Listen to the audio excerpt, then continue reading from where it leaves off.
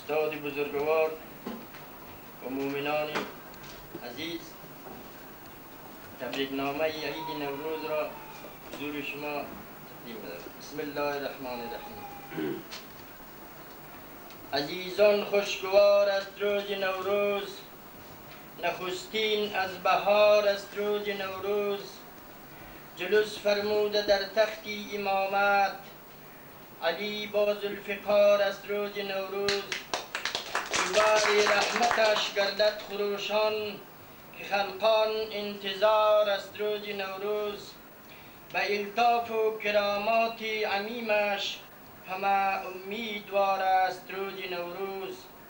برای مؤمنین جشنی مجلل، به هر سال برگزار است روز نوروز. مساوی می شود از امر خالق، و هم لیل و نهار است روز نوروز. که رنگارنگ گلهای فراوان، به هر سو لاله‌زار است روز نوروز. به وصفی گل بود بلبل غزل خوان، که گل در نوک خار است روز نوروز.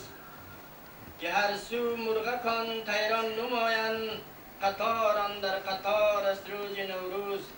بود با هم جوانان شاد و مسرور، و یاران انتظار است روز نوروز. خرامان طفلکان با شادمانی، به هر جانب نزار است روز نوروز. که بر جمعی بشر گویم مبارک، مبارک برقرار است روز نوروز. بر این شیدا ز بطن لال خندان، که گوهرها نثار است روز نوروز. دیگر سالی نو به مؤمنان مبارک، بهار و گلشن و بستان مبارک. ز لطف شاه کریم مولای برحق، وصولی رحمتش فرمان مبارک. مبارک سال نو گفته به فرمان، برای پیروان یکسان مبارک. دعای خیر بر جمع ممالک، به صادقان و صالحان مبارک. به ابنای بشر جمله مسلمان، به عابدان و عارفان مبارک. ز اول تا به خاتم تا به این دم، که نورش دائما تابان مبارک. مسلسل از علی تا شه کریم است، امام و پیشوا برهان مبارک. مداما رحمتش بر بینوایان، که لطفش بحر بی پایان مبارک. حقیقت جشن نوروزی جماعت، اطاعت کردنی فرمان مبارک. به هر فردی جماعت گوی مکنون، همین نوروز درخشان مبارک. که الطاف و کرامات و عنایت، به شیدا و به مخلصان مبارک، به شیدا و به مخلصان مبارک.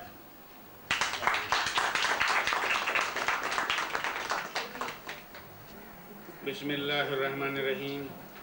عزیزان محترم، आपको इस मौक़े जान फ़िज़ा पर मैं समीमियत क़ल्ब से मुबारकबाद पेश करता हूँ, क्योंकि कल ही नौरोज़ का दिन था और आज कल से दूर नहीं है। अज़ीज़ान, सबसे पहले मक़ाले के बारे में कुछ गुज़ारिशात करने से क़ब्ल मैं ये कहना चाहूँगा कि कायनात मौजूदात में चीज़ें दो तरह से होती हैं। एक कुलियात होते हैं और दूसरे जुज़ियात। मेरी मुराद ये है कि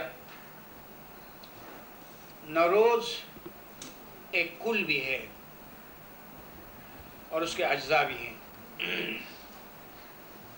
ये उसूल सिर्फ नौरोज़ ही के लिए नहीं, बल्कि हर चीज़ के लिए है।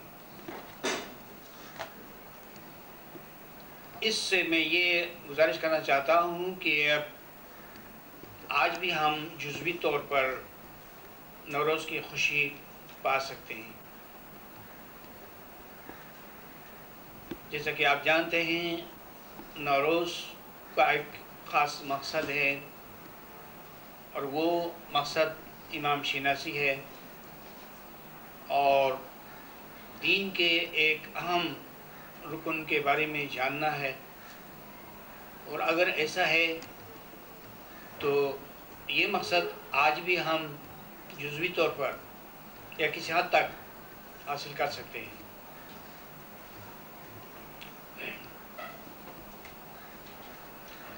دنیا میں ہر وہ دانشمند انسان کامیاب ہو جاتا ہے جو باریک نگاہی سے یعنی باریک بینی سے کام لیتا ہے اور جزئیات کا بہت زیادہ خیال رکھتا ہے، کیونکہ کسی کل کو یکایک لینا بہت مشکل بات ہے، لیکن اس کے کسی جز کو حاصل کرنا آسان ہے۔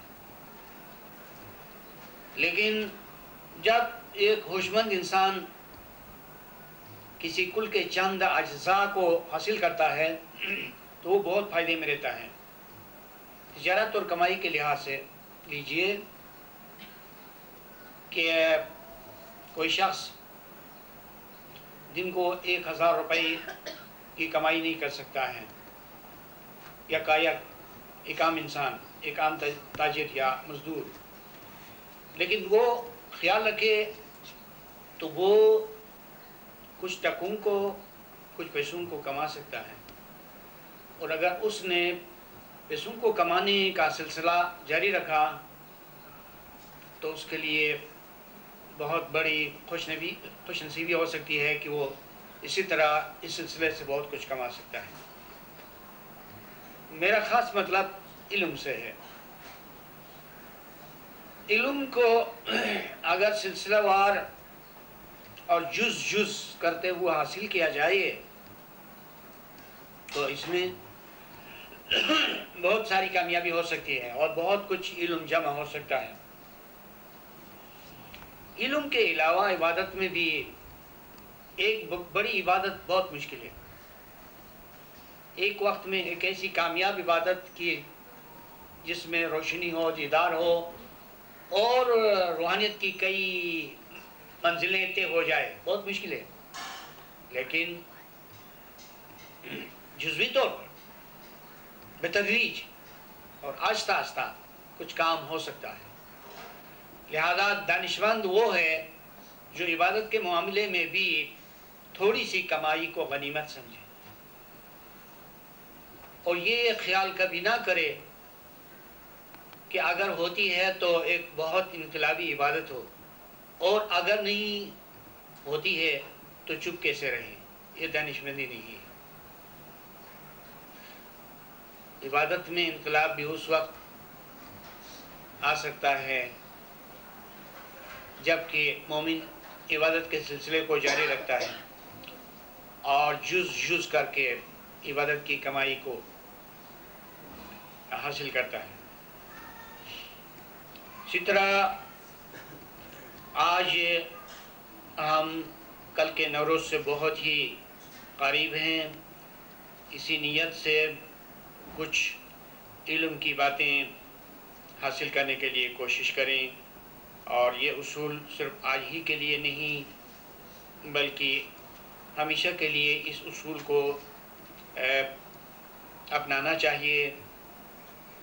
اور خدا اپنی ایک صفت سے ہمیں بہت زیادہ توجہ دلاتا ہے، اور وہ صفت یہ کہ خدا لطیف و خبیر ہے، یعنی باریک بین ہے۔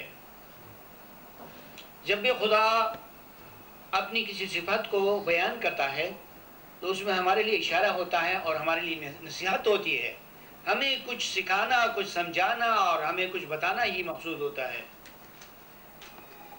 ایسا نہیں کہ کوئی انسان اپنی تعریف کرتا ہے تو اس کو مزہ آتا ہے اور فخر کرنا چاہتا ہے اور دوسرے کو حقیر سمجھنا چاہتا ہے اور اپنے کو زوراور اور زبردست قرار دینا چاہتا ہے۔ یہ تو انسان کا کام ہے، خدا کا کام یہ نہیں ہے، بلکہ اس کی جتنی صفات ہیں ان میں سے ہر صفت کو بیان فرماتے ہوئے ہمیں کچھ راز دینا چاہتا ہے، ہمیں کچھ اشارہ فرمانا چاہتا ہے، ہمیں کچھ سکھانا چاہتا ہے. چنانچہ خدا جب اپنی ذات کے حق میں کہتا ہے لطیف باریک بین، تو اس میں ہمیں بہت سی نصیحتیں ہیں. ایک نصیحت تو یہ ہے کہ ہم اپنے اعمال کا خیال رکھیں. ایسا نہ سوچیں کہ ہم جو کچھ کرتے ہیں خدا کو اس کی خبر نہیں ہے. تو خدا لطیف ہے، بہت باریکی سے دیکھتا ہے اور باریکی سے حساب کتاب رکھتا ہے، اچھے کاموں کا بھی اور برے کاموں کا بھی. لہذا ہمیں بہت چھوٹی چھوٹی نیکیاں کرنی چاہیے کہ خدا چونکہ لطیف ہے وہ ہماری چھوٹی چھوٹی نیکیوں کو نظر انداز نہیں فرمائے گا، ان کو جمع کرے گا تو ایک بہت بڑی نیکی بن جائے گی.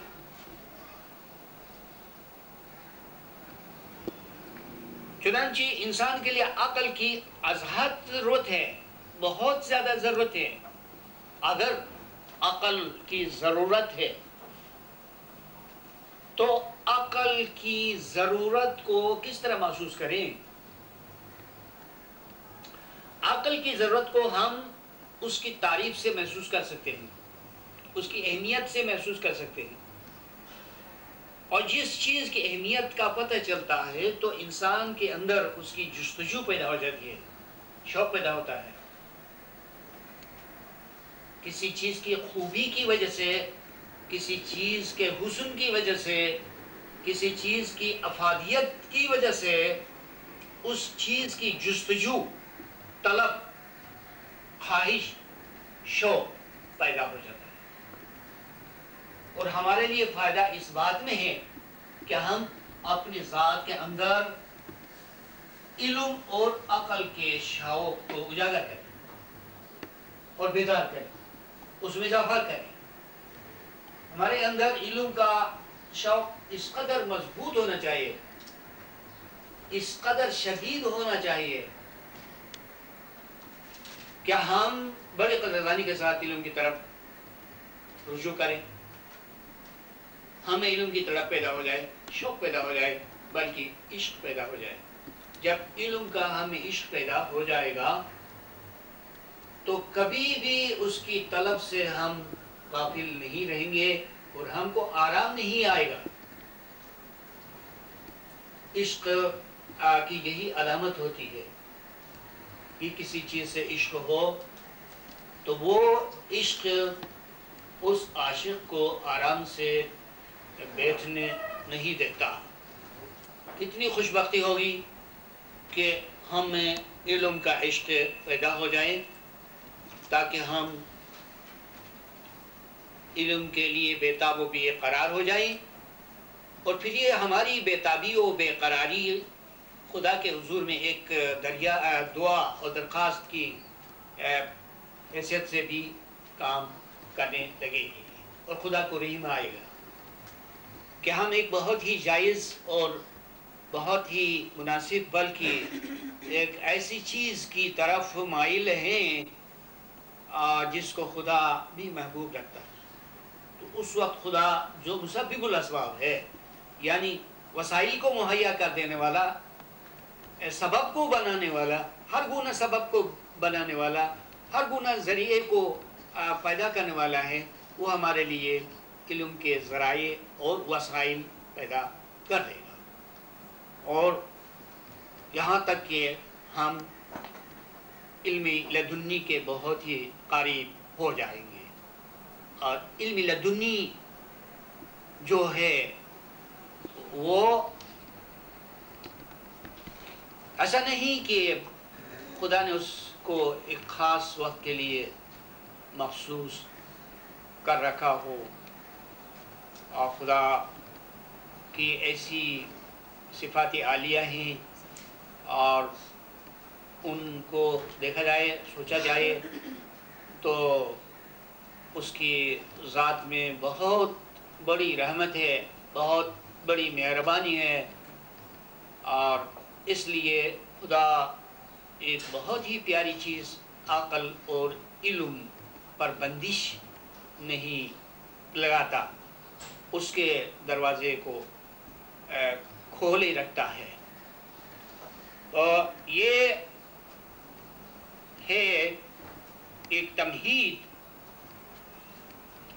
اور سب سے پہلے اس مقالے میں جو ایک چھوٹی سی کتاب بن رہی ہے جس کا نام اسی دیباچے میں آیا ہے لب لباب یعنی عقل خالص، اس کتاب کا ایک دیباچہ ہے جو آپ کے ہاتھ میں ہے، اور سب سے پہلے بسم اللہ ہے، اس کے بعد وہ آیت قرآن درج ہے جس میں صلوات پڑھنے کا حکم دیا گیا ہے،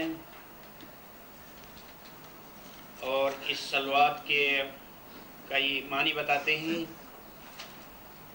اور ان میں سے ایک معنی یا کی تعویل پیروی اور فرمان برداری کے ہیں۔ پیغمبر اور آل پیغمبر کے پیچھے پیچھے چلنے کی تعویل ہے اس ارشاد میں، اس لیے کہ آخر میں ارشاد وسلموا تسلیما، اور فرمان برداری کرو، پیروی کرو جیسا کہ پیروی کا یا فرمان برداری کا حق ہے۔ تو تسلیم فرمان برداری کو کہتے ہیں۔ سلم سلام کرنے کو بھی کہتے ہیں، سلمو یہ صیغہ جمع ہے امر کا، اور فرمان برداری کرو، تابعداری کرو جیسا کہ تابعداری کرنے کا حق ہے، صحیح معنوں میں یعنی بجا طور پر آپ پیروی کرو اور فرمان برداری بجا لو، کہ یہ صلوات اور سلام کے معنوں میں سے ایک معنی ہے۔ اور اس کے بعد اللہم صلی علی محمد و آل محمد یعنی درود ہے جو مومنین پڑھا کرتے ہیں، اور اللہم دعائیہ لفظ ہے، اس واسطے میرا خیال تو یہ ہے کہ جب ہم صلوات پڑھتے ہیں اور جب اللہم کہتے ہیں تو اس وقت ہاتھوں کو بلند کرنا چاہیے، کیونکہ اس میں درخواست ہے اور طلب ہے اور مانگنے کا موقع ہے۔ اللہم صلی علی محمد و آل محمد، یہ دعائیہ انداز ہے، لیکن عام طور پر دیکھنے میں آیا ہے کہ لوگ اور مومنین اس کا خیال نہیں رکھتے ہیں اور اس سے باریکی تک نہیں جاتے ہیں۔ یہ علم کا معاملہ ہے، علم ہی ہمیں کچھ سکھاتا ہے اور کچھ بتاتا ہے، اور ادب اور مانگنے کا تقاضا بھی یہی ہے، اصول بھی یہی ہے کہ ہم اللہم صلی علی محمد و آل محمد اس کے معنی کو سمجھے اور ہاتھ کو دعا کے لیے بلند کریں۔ یہ ایک تجویز ہے ہمیشہ کے لیے۔ اور اس کے بعد یہ ذکر ہے کہ پروردگار عالم کی عنایت بھی نہایت کبھی ختم نہ ہونے والی عنایت اور نور منزل کی بابرکت تائید۔ نور منزل اس کو کہتے ہیں، یہ بہت خاص اصطلاح ہے اور آپ کو یہ لفظ یاد کرنا ہے۔ نور منزل وہ نور جو نازل ہو گیا ہے۔ یہ بہت بڑی منطقی بات ہے کہ اگر قرآن میں یہ فرمایا گیا ہے کہ کوئی نور دنیا میں نازل ہوا ہے، جس طرح قرآن نازل ہوا ہے، تو وہ موجود ہے۔ کبھی ایسا نہیں ہوا کہ خدا نے کوئی خاص چیز نازل فرمائی اور پھر اس کو اٹھا لی۔ مثلا خدا نے قرآن کو نازل فرمایا، وہ دنیا میں موجود ہے، لوگ اس پر عمل کریں یا نہ کریں، لیکن خدا نے قرآن کو نازل فرمایا ہے اور اس کو دنیا میں رکھنا ہی ہے۔ اسی طرح اگر قرآن میں یہ ذکر ملتا ہے کہ کوئی نور خدا کے نور سے دنیا میں آیا ہے تو انسانوں پر اس بات کی بہت بڑی حجت ہے اور یہ بہت بڑی قابل فہم بات ہے کہ دنیا میں کوئی نور آیا ہے۔ اب دیکھنا یہ ہے کہ وہ نور سب سے پہلے زمانہ نبوت میں یا اس سے آگے پیغمبروں کے زمانے میں کس چیز کا نام تھا؟ کیا آسمانی کتاب کا نام تھا یا کسی پیغمبر کا نام تھا؟ اور خاص طور سے ہمیں اس زمانے کی طرف دیکھنا چاہیے تاریخی طور پر، جسے زمانہ نبوت کہا جاتا ہے، ظہور اسلام کا زمانہ نبوت کا وقت۔ تو اس وقت اس نور سے کیا شے مراد تھی؟ حضرت ہی مراد تھے۔ اچھا، تو جب حضور اپنے وقت میں نور منزل کے مرتبے میں تھے تو حضور کی جسمانی رحلت ہو گئی، پھر اس کے بعد کیا ہوا؟ ہمارے نزدیک یہ نظریہ اور عقیدہ بالکل صحیح ہے کہ نور منزل، نازل شدہ نور، امام عالی مقام ہی کی ذاتی اقدس ہے۔ تو کہتا ہے کہ نور منزل کی بابرکت تائید و ہدایت اور مومنین بایقین کی خالص دعا و مناجات سے یہ ایک اور بہت عزیز و لذیذ نعمت حاصل ہوئی۔ یہ اپنے اصول اور ادب کے طور پر اور بالکل صحیح معنوں میں خداوند عالم کی عنایت کا، اس کی مہربانی کا ذکر کرتا ہے، اور اس کے بعد نور منزل کی بابرکت تائید اور ہدایت کا ذکر کرتا ہے، اور پھر آخر میں مومنین بایقین کی خالص دعا و مناجات کی تعریف کرتا ہے کہ ان وسائل سے یہ ایک بہت لذیذ نعمت حاصل ہوئی، یقیناً بہت لذیذ نعمت حاصل ہوئی آپ ایسے مومنین کے لیے۔ آپ باور کریں گے کہ جتنی علمی نعمتیں میسر ہوئی ہیں وہ سب کے سب اسی نور مجسم کی نورانی ہدایت کی کرامات ہیں۔ یقیناً پھر نور مجسم ایک اصطلاح سامنے آئی، وہ نور جو مجسم ہو چکا ہے۔ اس کا ایک لفظ ہے جو یہاں انگریزی جاننے والے ہیں ان کی آسانی کے لیے، گو کہ میں انگریزی کو اچھی طرح سے نہیں جانتا ہوں، ایمباڈیڈ، یعنی ایمباڈیڈ کہتے ہیں وہ چیز جو جسم کی شکل اختیار کرتی ہے۔ وہ نور جو ایمباڈیڈ ہو گیا ہے، یعنی وہ نور جو مجسم ہو گیا ہے، تو اس نور کی مہربانی اور ہدایت سے اور اس کی کرامات سے یہ سب کچھ ہو رہا ہے۔ اس سے امام کا ذکر مراد ہے۔ اللہ تبارک تعالی ہمیں فقر اور ناشکری کی بیماری سے محفوظ رکھے۔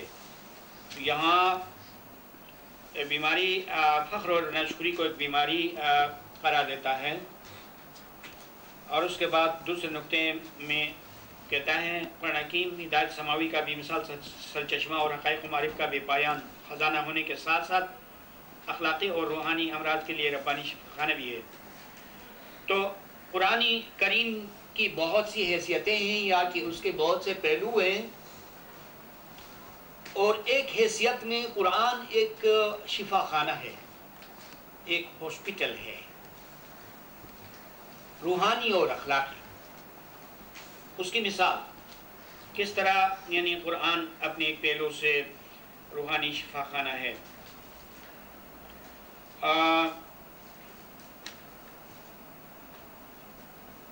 اس کے لاہوتی نسخے بدرجۂ انتہا مؤثر اور زبردست شفا بخش ہیں۔ نسخے اس کو کہتے ہیں، ماشاءاللہ یہاں خوش بختی سے ہمارے ڈاکٹرز بھی ہیں نسخہ کو ڈسکرپشن کہتے ہیں جی، پرسکرپشن کہتے ہیں کہ نسخہ یعنی اس میں دوائیوں کی ترکیب لکھی جاتی ہے یا تیار دوائیاں کس طرح استعمال کرنی چاہیے، وہ چھوٹا سا کاغذ چھوٹی سی تحریر ہوتی ہے. تو یہ جو قرآن ہے اس کے اندر لاہوتی پرسکرپشنز ہیں، عالمی لاہوت میں یہ اس کے نسخے تیار ہوئے ہیں. عالمی لاہوت جو آخری عالم ہے، سب سے نیچے ناسوت ہے، اس کے بعد ملکوت ہے، اس کے اوپر جبروت ہے، اس کے اوپر لاہوت ہے. آج صوفیہ کہتے ہیں ذات خدا کا عالم بہت بڑا عالم، اس عالم لاہوت میں یہ نسخے تیار ہو گئے ہیں. تو پھر ان کی کیا شان ہوگی؟ بے درجہ انتہا مؤثر و زبردست شفا بخش ہے. دنیا کی کوئی دوا جو ہے بعض دفعہ فائدہ دیتی ہے اور بعض دفعہ نہیں بھی دیتی ہے، لیکن خدا کے وہاں سے جو نسخہ تیار ہو کے آیا ہے وہ یقیناً کامیاب ہے اور شفا بخش ہے. مثلاً قرآن پاک کا یہ نرالا طریق علاج کتنا عالیشان اور حیران کن ہے کہ وہ بار بار آدمی کو اپنی زندگی کی ابتدائی مراحل یاد دلا کر اس کی بنیادی کمزوریوں کو من و عن بیان کرتا ہے. اس میں بہت بڑی حکمت ہے کہ قرآن میں انسان کی تخلیق کا ذکر ہے کہ انسان شروع میں کیا تھا. اگر خدا یہ ذکر نہ فرماتا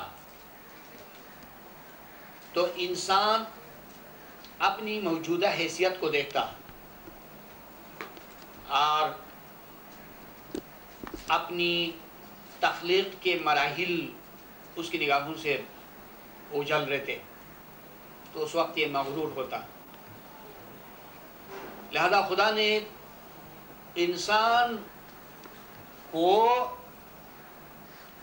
اس طرح سے پیدا کیا کہ ایک بہت ہی معمولی اور حقیقی چیز سے اس کی تخلیق کا آغاز کیا. وہ اگر چاہتا تو کن فرما کر آسمان سے، عالم روحانیت سے یا حیولہ سے یا جسمی لطیف سے اس کو منتقل کرتا دنیا میں، لیکن یہ طریقہ اچھا نہیں تھا. لہذا خدا نے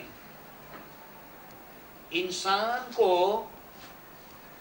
بہت ہی معمولی چیزوں سے پیدا کیا. مقصد اس کا یہ تھا کہ وہ پیچھے کو دیکھیں، اپنی ہسٹری کو دیکھیں، اپنی تخلیق کے مراحل کو دیکھیں. چنانچہ خداوند عالم نے انسان کی کمزوری کو اس کے علاج کے طور پر